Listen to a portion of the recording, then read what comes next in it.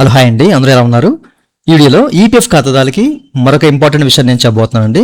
వీడియోలోకి వెళ్ళే ముందు ఇలాంటి విషయాలు మీరు మరింత తీసుకోవడం కింద సబ్స్క్రైబ్ బటన్ ఉంది, దాన్ని ట్యాప్ చేసి మన ఛానల్ సబ్స్క్రైబ్ చేసి పక్కనే ఉన్న బెల్ బటన్ని యాక్టివేట్ చేయండి. అండ్ అంతే కాకుండా లైక్ చేయండి.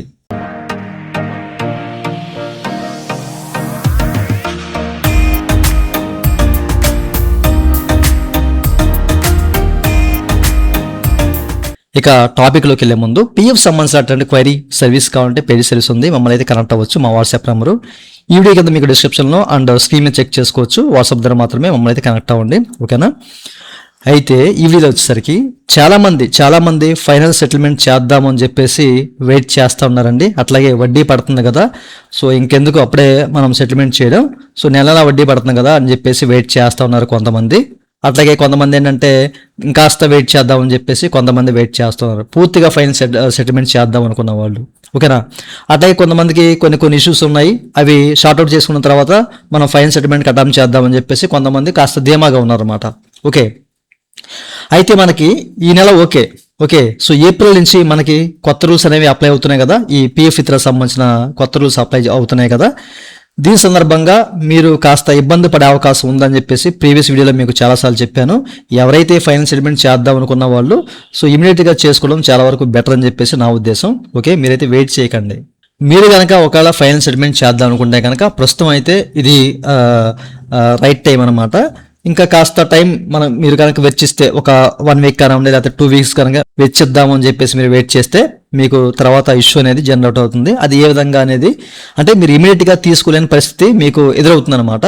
అది ఎలా అంటే మీరు ఇక్కడ చూడొచ్చు, లాస్ట్ టైం మనకి ఈపీఎఫ్ ఒక సర్క్యులర్ జారీ చేసింది అనమాట, ఏదో అక్టోబర్ 2025లో. దీని గురించి మీకు క్లియర్గా ఆ రోజుల్లో చెప్పాను అనమాట.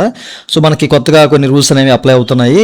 ఈ పిఎఫ్ ఇతర సంబంధించిన కొన్ని కొత్త రూల్స్ అనేవి 2026లో అప్లై అవుతున్నాయి. ఇంకా అప్లై అవ్వలేదు, ఓకేనా? సో నెక్స్ట్ మంత్ నుంచి అప్లై అవుతాయి అనమాట.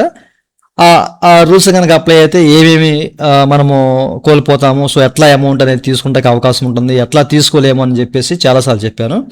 అయితే మీరు క్లియర్గా ఇక్కడ చెక్ చేసుకోవచ్చు, ఎవరైతే ఫైనల్ సెటిల్మెంట్ చేద్దాము అని చెప్పేసి వెయిట్ చేస్తున్నారో సో అట్లాంటి వాళ్ళకి ఎప్పుడైతే మీరు ఎగ్జిట్ అయిపోతారో, ఓకేనా? సో ఎగ్జిట్ అవుతారో, ఎగ్జిట్ అయినా మీరు ఒక 12 months తర్వాత మాత్రమే మీ ఎంప్లాయీ షేర్ తీసుకుంటే అవకాశం అయితే ఉంటుంది. అంటే మీరు ఎగ్జిట్ అయిన 1 సంవత్సరం పాటు వెయిట్ చేయాలి. మీకు ఎప్పుడైతే ఎగ్జిట్ డేట్ ఇనిషియేట్ అవుతుందో అక్కడి నుంచి 1 సంవత్సరం పాటు వెయిట్ చేయాలి. ఓకే, సో అది రూల్ అప్లై అయిన తర్వాత మీకు అక్కడి నుంచి మీకు ఒక 12 months అంటారో, లేకపోతే మీరు ఆల్రెడీ ఇంతకుముందే ఎగ్జిట్ అయ్యారు కదా, సో అది మీకు 1 year అంటే 1 year దాటిపోతుంది. అంటే కొంతమంది ఏంటంటే 1 year క్రితమే ఎగ్జిట్ అయిపోయిన వాళ్ళు ఇంకా వెయిట్ చేస్తూ ఉన్నారన్నమాట, అంటే వడ్డీ పడుతుంది అని చెప్పేసి. అట్లాంటి వాళ్ళకి ఇమీడియట్గా అంటే 1 year అయిపోతుంది కదా, సో ఇమీడియట్గా అవుతుందా లేదా అనేది మనకైతే క్లారిటీ లేదు. ఈ రూల్ అప్లై అయితే కనుక ఈ రూల్ అప్లై అయిన తర్వాత నుంచి 12 months లేకపోతే ఇంతకుముందు చేసిన వాళ్ళు అంటే 12 months వెయిట్ చేసిన వాళ్ళకి ఇమీడియట్గా అవుతుంది అనేది క్లారిటీ లేదు. బట్ ఏది ఏమైనా కానివ్వండి, సో మీరు ఫైనల్ సెటిల్మెంట్ చేసుకోవడం బెటర్. సో రూల్ అప్లై అయిన కాడి నుంచే 12 months వెయిట్ చేయాలంటే కనుక మీరు మళ్ళీ ఇబ్బంది పడతారు. ఓకే, సో ఎవరైనా కానీ ఎంప్లాయర్ షేర్ అంటే మీకు ఫైనల్ సెటిల్మెంట్లో 19 అప్లై చేస్తే కనుక ఓకే, సో దానికి కానీ ఒక 12 months అయితే వెయిట్ చేయాలి. వీళ్ళు క్లియర్గా మెన్షన్ చేశారు. ఇన్ కేస్ మీరు అన్ఎంప్లాయ్మెంట్ అయిన కాడి నుంచి ఏదైనా ఒక 70% మీరు విత్డ్రా చేసుకోవచ్చు. మీ పిఎఫ్ ఖాతాలో ఉన్న అమౌంట్ ఎంప్లాయ్ షేర్ నుంచి ఒక 70% తీసుకోవచ్చు. మీరు అన్ఎంప్లాయ్మెంట్ అయినా మీరు ఉద్యోగం చేస్తున్నా తీసుకోవడానికి ఛాన్స్ అయితే ఉంది. ఓకే, సో ఇక్కడ చూడొచ్చు. అయితే రిమైనింగ్ 25% ఉంటుంది కదా, సో ఈ 25% తీసుకోవాలంటే మనం 1 year పాటు వెయిట్ చేయాల్సిందే. ఓకే, 1 year అంటే పెద్ద సమస్య కాదు, వెయిట్ చేయొచ్చు, నో ప్రాబ్లం, చేద్దాం, ఓకేనా, తీసుకోవచ్చు అనుకుంటే నో ఇష్యూ. కానీ ఇక్కడ పెన్షన్ షేర్ తీసుకోవాలంటే మీరు దాదాపుగా ఒక 3 సంవత్సరాలు వెయిట్ చేయాలండి, ఓకేనా? సో దాని గురించి కూడా వీళ్ళు క్లియర్గా మెన్షన్ చేశారన్నమాట, ఇక్కడ చెక్ చేసుకోవచ్చు, ఓకేనా?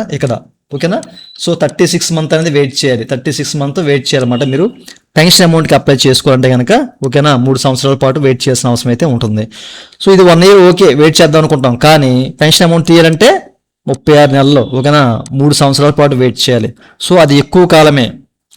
ఓకే, సో 10Cలో ఉన్న అమౌంట్ తీసుకోవాలంటే మీరు 3 సంవత్సరాలు వెయిట్ చేయాలంటే వెయిట్ చేయలేరు.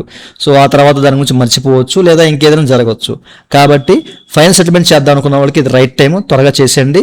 నెక్స్ట్ మంత్ నుంచి మనకి కొత్త రూల్స్ అప్లై అవుతున్నాయి కదా, సో వన్స్ అప్లై అయితే కనుక అది ఏ విధంగా ఉంటుంది, దీనికి సంబంధించిన ఎస్ఓపి అనేది ఇంకా రిలీజ్ కాలేదు కాబట్టి సో త్వరగా మీరు అప్లై చేసుకోవడం బెటర్. ఓకే, సో ఏదైతే అప్లై అవుతుందో రూలు అక్కడి నుంచి ఇప్పటి వరకు ఎగ్జిట్ అయిన వాళ్ళు, సో అప్పటి నుంచే 12 మంత్స్ వెయిట్ చేయాలి, లేదా 3 years వెయిట్ చేయాలి రూల్ అప్లై అయిన తర్వాత నుంచి అంటే మీరు ఇబ్బందులు పడతారు, ఇరకాటంలో పడతారు కాబట్టి చెప్తున్నాను. సో 1910 అప్లై చేయాలి అనుకున్న వాళ్ళు ఇప్పుడే అప్లై చేసుకోండి అని చెప్పేసి నేను చెప్తున్నాను. ఓకే, సో మళ్ళీ రిమైండ్ చేస్తున్నాను, సో గుర్తుపెట్టుకోండి. ఓకే, మీకు ఏదైనా డౌట్స్ ఉన్నా వీడియో కామెంట్ చేయండి. మమ్మల్ని కనెక్ట్ అవ్వాలంటే పేజ్ సర్వీస్ ఉంది, ఓకేనా, వాట్సాప్ ద్వారా కనెక్ట్ అవ్వండి. ఇదంటే వాళ్ళ వీడియో. ఈ వీడియో మీ నచ్చితే లైక్ చేసి మనం సపోర్ట్ చేయండి. అలాగే ఇలాంటి విషయాలు మీరు మన తీసుకోవడం కింద సబ్స్క్రైబ్ ఉంది, దాన్ని ట్యాప్ చేసి మనం సబ్స్క్రైబ్ చేసి పక్కనే ఉన్న బెల్ బటన్ యాక్టివేట్ చేయండి. Thank you for watching and జై హింద్.